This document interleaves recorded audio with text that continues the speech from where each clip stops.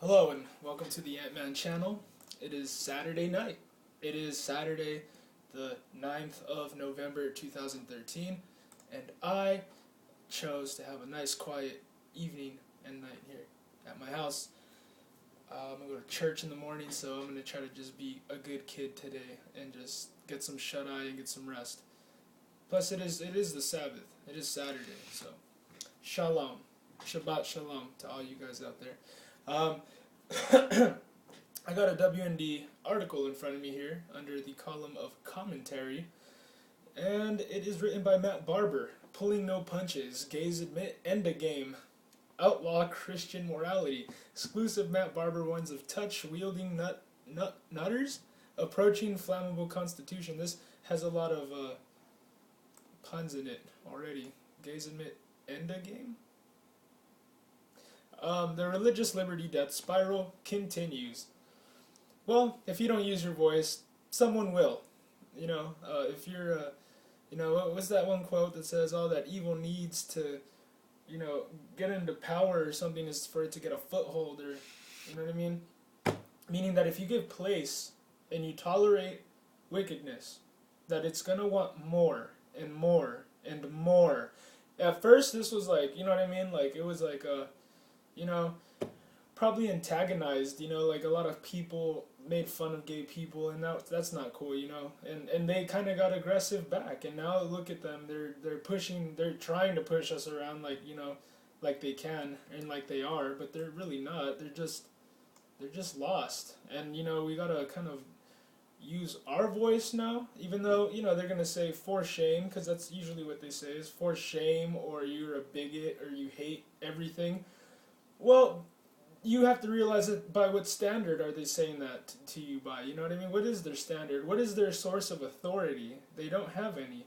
Their own authority is whatever it sounds good to them. You know what I mean? It's all it ever is.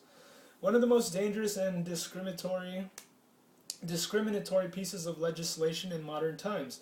The ironically tagged Employment Non-Discrimination Act, or ENDA, passed the U.S. Senate on Thursday by a vote of 64 to 32. Man. And you guys believe that there are Republicans? Like there's a such thing as that? 10 Republicans disgracefully joined liberal Democrats in this effort to ultimately outlaw the Judeo-Christian sexual ethic. According to its leftist proponents, ENDA would merely insulate people who chose to engage in homosexual conduct, sexual orientation, or those who suffer from gender confusion, gender identity, against employment intolerance. In truth, however, this legislation effectively would codify the very thing it purports to combat, workplace discrimination. Well, just like how like the little kids are being exposed to it too, with the whole, if you're gay and you're a little kid, then you can go into the girls' bathroom, so your lack of understanding who you are, it surpasses the right of privacy in another person's life. It's just what it is, I think that the elite know this. They just have an agenda, and they push that agenda. They know what right and wrong is.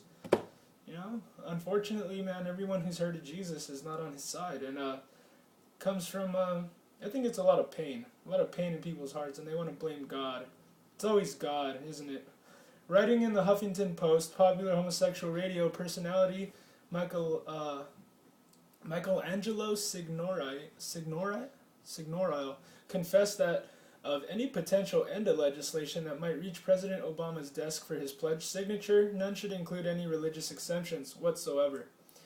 If Signorile and other LGBT activists get their way, this would mean that churches, mosques, synagogues, religious schools, Bible bookstores, as well as any and every other business in America with 15 or more employees would be forced under penalty of law to abandon the biblical and traditional values viewpoint on human sexuality and hire and otherwise not offend those who openly flaunt expressly sinful and demonstrably self-destructive sexual behaviors.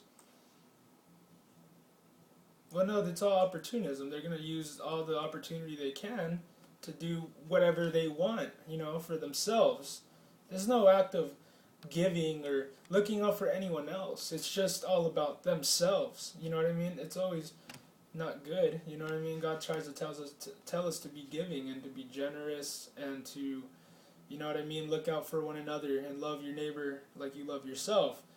Obviously, you know, we're the hateful ones, but hey, when you go to like some kind of like gay rally and you try to hold a Jesus sign, I mean, you see who usually is first to throw a punch. I've never seen a Christian preaching and hitting people before, or I've never seen him defending his right for something and doing it forcefully and you know, not really the best way to, you know, violence is really not the path to go. You got to go down the peace path. The peace path. That's like a tongue twister for me. Though in its current form, ENDA contains an extremely weak religious exemption that might, and I mean might, partially protect some churches and religious organizations until they're sued by gay activists. This so-called exemption would leave most others, such as the aforementioned Bible bookstores and many Christian schools and parachurch organizations, entirely unprotected. It would additionally crush individual business owners' guaranteed First Amendment rights. Well, in America, it gets even crazier and crazier every day, you know what I mean?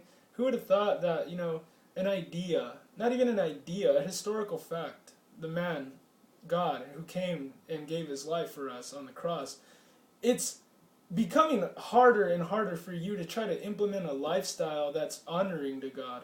Now, more and more every day.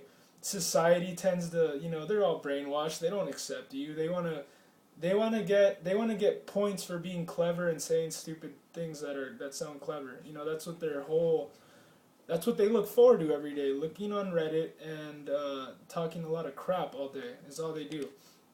And you know, it's really that you need to realize this if you're listening to me, is that this isn't on accident, you guys. They're doing this on purpose. Where does freedom come from? It comes from the Spirit of God.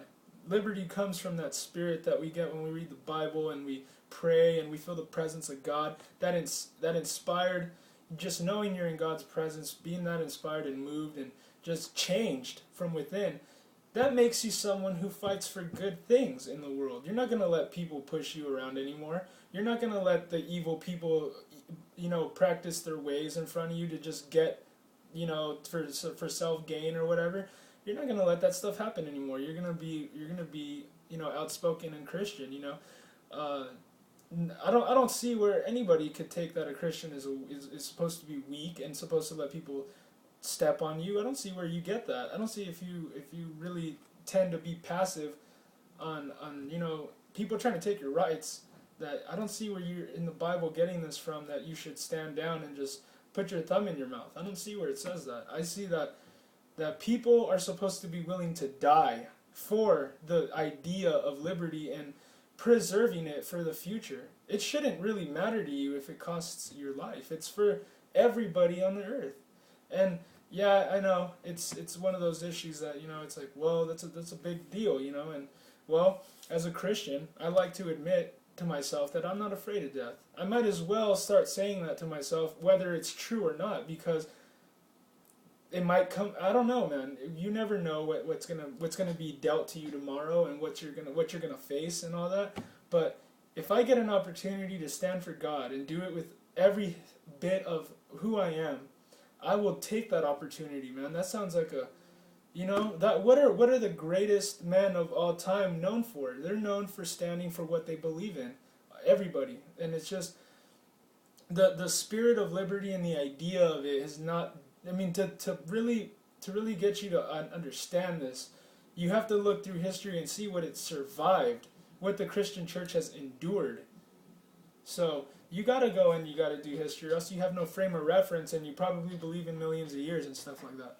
Although Senator Pat Toomey, Republican of Pennsylvania, attempted to amend the bill to strengthen religious protections, his amendment was shot down 55-43. Unbelievably, he voted for ENDA anyway.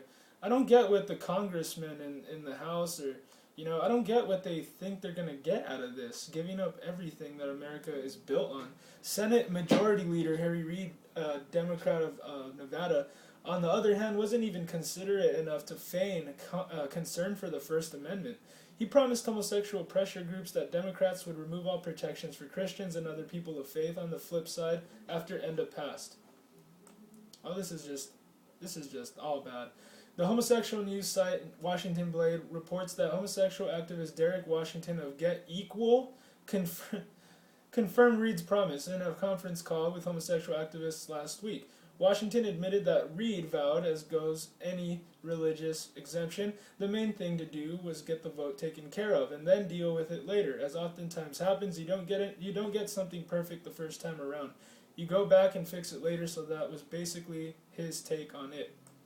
I don't believe in voting. Just like some people choose not to believe in God when it's like pretty... I mean, the heavens declare his glory. Come on, if you're paying attention, you know that everything didn't get here on its own. Hello, anyone with a brain and can think for themselves knows that.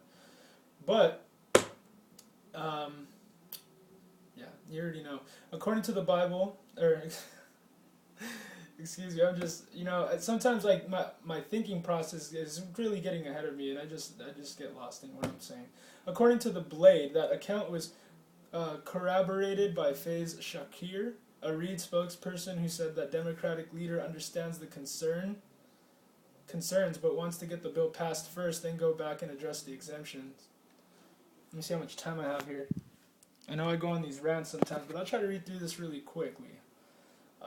They've stopped pretending, folks. This is about criminalizing Christianity. Still, it's popular, let's just be honest. Still, there is a little good news. House Speaker John Boehner, a Republican of Ohio, has said that, for now at least, he opposes the law and will block it because it is both unnecessary and will result in frivolous lawsuits. He agrees with constitutional think tanks like the Heritage Foundation that have conclusively demonstrated the threat and opposes to First Amendment freedoms. The Speaker believes this legislation will increase frivolous litigation and cost American jobs, especially small business jobs, said Boehner spokesman Michael Steele. ENDA represents government-sanctioned viewpoint discrimination. Plain and simple, it is no different from forcing a deeply religious business owner to hire and accommodate an out-and-proud adulterous swinger. It directly alienates the unalienable rights of people of faith. It pits the government directly against the free exercise of religion and is therefore unconstitutional on its face. Well, yeah, the separation of church and state doesn't have to do with me not being able to practice practice my faith. And if I decided to be in politics, that I can't practice my faith in politics. That's not true. Think about how unfair that is. We're trying to be fair here in this country, and that's not fair. You can't say that I can't practice what I believe in. Come on, that's everything I'm about, man. I'm about Jesus Christ. I'm about salvation and justification. I'm about all that stuff. I love it. I never get tired of hearing the gospel. But to tell me I'm not allowed to try to implement my life in the way that God wants me to is just ridiculous. You think you're going to tell me that? I'm sorry, but if life's going to be short for me, man, that's just how it has to be. I'm not going to sell out on Jesus Christ. You got to be kidding me. That guy did everything for you, and you don't give him no respect. During his second term, President George W. Bush, and not that guy, he's God, by the way. He is God, and that's it. It doesn't matter if you don't believe me. You're going to find out. It's just that simple. During his second term, President George W. Bush issued a statement of administration policy on ENDA highlighting its unconstitutionality. ENDA is consistent with the right to the free exercise of religion as codified by Congress in the Religious Freedom Restoration Act, RFRA. If you want to come read this for yourself, just come to WND.com under the column Commentary, Gays Admit ENDA Game, Outlaw Christian Morality. Well, yeah, when you want despotism, when you want authoritarian control freaks running everything, you get rid of Christians, because the Christians, they try to do things in regard of the good of everybody, not just for me because I'm selfish and I'm perverted and greedy. I'm not, you know what I mean? I realized I was a sinner when I was like 5 years old. Okay, not everybody gets a happy life, but I realized, when I was 5 years old, that I was a sinner, and I took that very seriously. I devoted my entire life to just wanting to do the right thing for people, and this is an issue of the heart, people. This has nothing to do with being gay or whatever. I don't hate you. This has to do with honoring God, living up to what our country, sorry you guys, if you guys don't want to believe it, but it was inspired by the Ten Commandments and all that good stuff. So, hey, believe what you want, but you know what I mean? The truth is the truth, and it's staring you in the face. So you got a choice to make, and that's up to you. No one's gonna hold your hand and lead you through life to make the right decisions and help you get to where you need to be and where God's leading you. You know, that's up to you. People fail. People in the Bible, even the greatest people in the Bible, they failed. A lot of them failed. They all failed. You don't want to be one of those people. You know what I mean?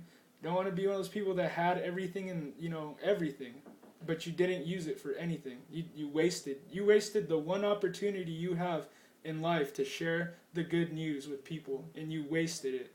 That's really the thing that gets it. When I think about stuff that gives me a chill, that's one of them right there, is that I'm not going to do something good with what I have here. Think about these things, people. It's virtuous, it's good, it's godly, it's good to be smart. Don't worship stupidity. Come on, you guys. God bless.